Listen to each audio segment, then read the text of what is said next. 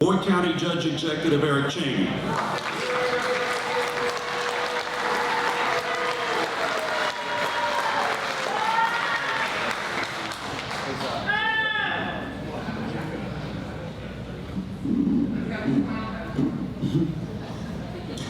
That was pretty good, thanks. All right. Appreciate y'all coming tonight, really do. You look around this room this evening, and you'll see people you never met, but each of you share a common factor in being here. For some of you, it's important you're here. For others, it's worrisome. And for a lot of you, it's fear. But for all of us in this room, whether you support this project or you're against it, it's risk, because risk brings change. When we take that word and dissect it in American history, we find that it's a foundational cornerstone to who we are as Americans. Our founding fathers took the biggest risk of all. Paul G. Blazer built his legacy on the banks of the Big Sandy River, and the American Rolling Mill Company Armco took a risk on Ashland as its second location. Each person in this room, whether we like it or not, are a product of risk, but risk comes change. This evening I plan to walk you through that change from beginning to end and explain to you with facts why we already own our own future, but we just don't know it yet. First, we need to start with the explanation of East Park. This is vitally important. What it is and how it operates. East Park was created in 1998 and is made up of Boyd, Carter, Elliott, Grant, and Lawrence counties.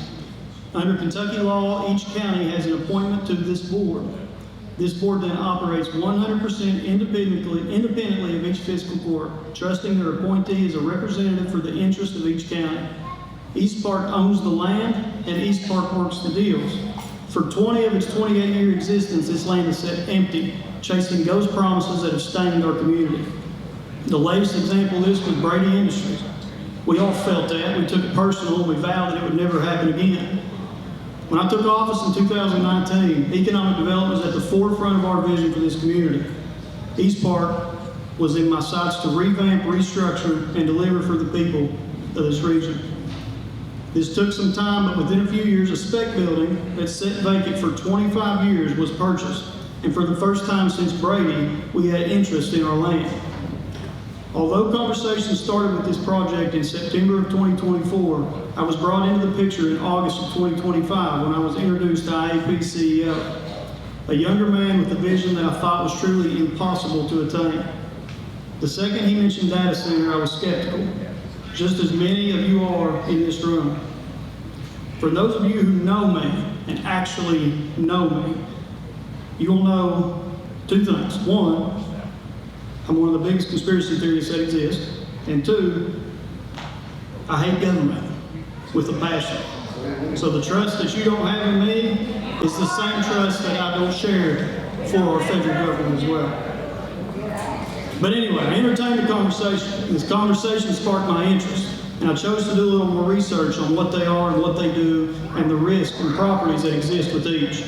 I want to talk to you about the major issues that we all know revolve around some data centers and how TerraWolf plans to be different.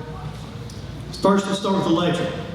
It's true that data centers use a tremendous amount of power. It's true in parts of this country, data centers have caused rate increases for consumers. There are absolute facts that none of us can ignore. But what caused these rate increases? Although power companies report to PSCs, which is Public Service Commission, they are still private sector companies. Private sector companies that are held to a difficult standard and must provide power to their customers, including future customers. The problem with data centers is the amount of electricity that they consume. And if this is placed in an area where a grid is close to max capacity, as we've seen in Utah, Georgia, and Virginia, you will see one of two things happen. Number one, the power company assumes responsibility to build adequate infrastructure to supply the data center. The cost is usually applied to the ratepayer, which is us in the room. In areas where the grid was already near capacity, these projects have put pressure on the system and caused concerns about higher power bills for local customers. Option two, the second option is on-site power generation. And although we in Eastern Kentucky see this type of industry as familiar, other places in this country see it as major greenhouse gas producers, and that is where you see a major portion of the environmental concerns for data centers arise. So you may ask, what makes our area different? The point's very simple. If there's anything Eastern Kentucky has been known for, it's heavy industry. The problem is we've watched those industrial giants disappear one by one. But there is one thing that has not disappeared that we can all trace back to those giants. Kentucky Power's infrastructure. The veins that kept these giants moving now just flowing almost idle, supplying residential homes and few key industrial sites. Kentucky Power has lost nearly 8,000 customers in the past 10 years. Around 300 of these customers were moderate to heavy users on the grid. This loss totals over 25%, or 957 gigawatt hours of sales of unused, untapped potential power. I see a lot of people who think that less users should lower the rate. This is backward thinking. The actuality here is that when you have more large users sharing the system, it helps spread those fixed costs along a larger customer base. The same reason that you shop at Sam's for bulk items instead of Walmart for convenience. Let's use an HOA as an example. If you had an HOA with 100 single-family homes, and if 75 people moved out of that facility, you think the bill would decrease for the remaining 25 homeowners? The bill would substantially increase because the same amount of infrastructure and overhead exists to the power company, which again is a private sector company. Their costs do not decrease when populations decline. It is quite the opposite, which is why all of us in this room have seen drastic increases on our electric bills. The point I'm making here is power bills have gone up due to data centers in areas where grids are strained. Yet our grid is full of room from lost heavy users, and our bills continue to increase. They're not increasing from a data center, they're increasing because of lost users.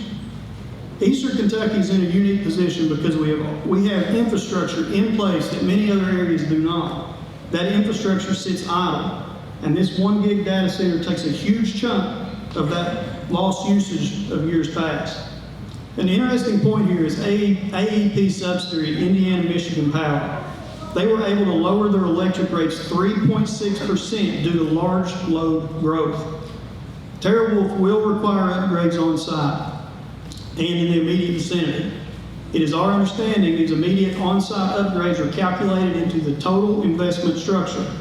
This, paired with Kentucky Power's existing large load tariff and regulatory oversight, provides the utmost protection for our ratepayers. Now we'll move to water. This is another very important one. This is a lot of phone calls on this one. So yes, again, there are areas in this country where data centers have gone in and they put a strain on local water supply, including local reservoirs. There's a few that they've drained. They put them in the out west, close to the desert, so you don't get a lot of rain. They drain the reservoir. That's common sense. I get that completely. It's important to note there are multiple different ways to cool a data center. The two most common are open loop and closed loop cooling systems. An open loop cooling system relies on exposing water directly to outside air in a cooling tower. This is probably what we're most familiar with at refineries and stuff that we have here. Cooling tower. That leads to evaporation. So these are the data center cooling systems that are in place that do pull up to millions of gallons of water per day.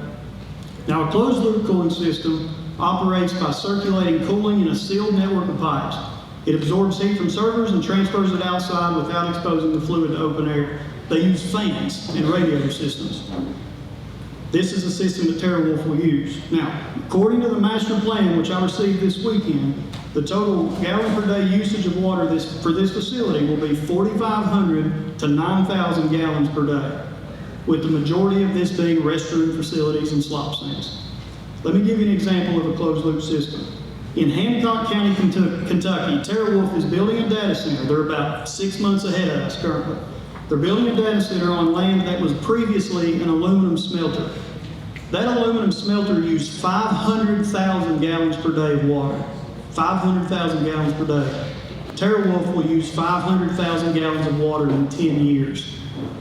Overall, water supply is not an issue in our county, as the city of Ashland, who provided a will serve letter for this project, has 12 million gallon capacity and is currently at 45 to 55%. These 4,500 to 9,000 gallons per day of water usage will not be noticeable. Taxes. Move to taxes.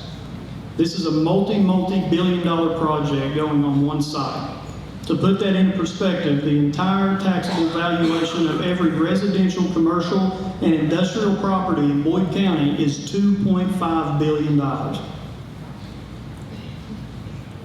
This one site will be a lot more than that.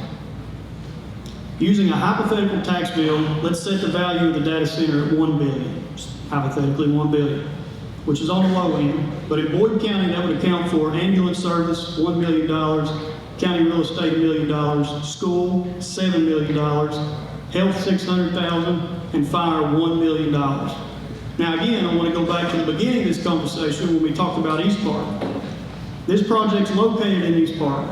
Now that changes one portion of this bill. This is why East Park is so crucial to making sure that this project goes there. Of the $1 million collected that Boyd County collects, all of that will be given to East Park Authority. And that is then divided up in equal 20% distributions to all 5 counties. So you will have, the county, 60% will be in Boyd County, 40% will be in Granite, give or take.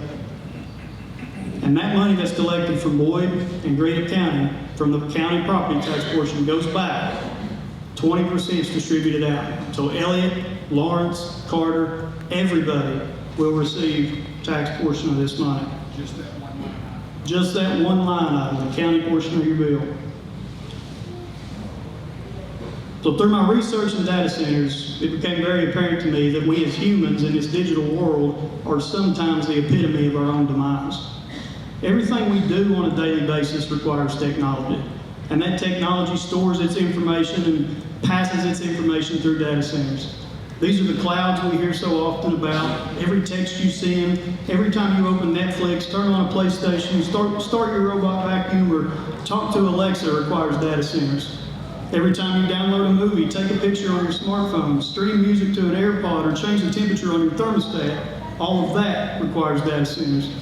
Every negative Facebook comment I received over the past week, and the many that I'm sure are being posted as we speak, will all require data centers to flow that information. Every meme you send your friends and every ChatGPT AI-generated image you put online requires data centers. The very meeting we are in right now that is being live streamed on Facebook requires mass quantities of usage from data centers. Yet here we are, proceeding to the public portion of this meeting to hear the voice of the people on how good and bad these facilities are and how we don't need or do need in our community. Yet, as a whole, we are incapable of putting down the very technology that requires data centers' existence. We all, including myself, are hypocritical in that regard. The more we use, the more that will be built. This is the industrial revolution of our generation, and we created it. Digital information grows at an exponential rate. The implementation of AI has only expedited this process even further. So what are we going to do? We're going to pretend this isn't a problem and maybe it'll go away, or maybe we can relocate it to another community and we don't have to worry about it. How long can we hold out until private property is purchased and one's built without 5 county involvement? Planning and zoning doesn't solve the problem, as industrial land would still remain industrial land. Hancock County is going through this right now, as TerraWolf purchased private property, privately owned land where an aluminum smelter once sat, and their local government and their citizens found out the same day. In talking with Judge Roberts of Hancock County, I've been reassured that to date, communication with TerraWolf and the citizens has been on point. TerraWolf will provide as many town hall meetings as we request to make sure our citizens have the full scope of their project and will answer any questions that we or you have. Do I have questions and concerns? Absolutely. But I have full faith in those who finalize and sign this deal at East Park that it protects our people and secures our future. Fear of the unknown is a real thing. And I truly believe in years to come, data centers will become just as normal for us and our children as AK Steel and the Coke plant were to so many. I believe in this project. I believe in its location. I believe in our vision. I share and love this community just as much as each one of you do. I have a family here, my roots are here, and there is no way I'd be a part of a deal that would do anything to jeopardize that. We've been through a lot together over the past 8 years, we've accomplished many things. And I truly feel in my heart that we're building the industrial future for years to come. Thank you.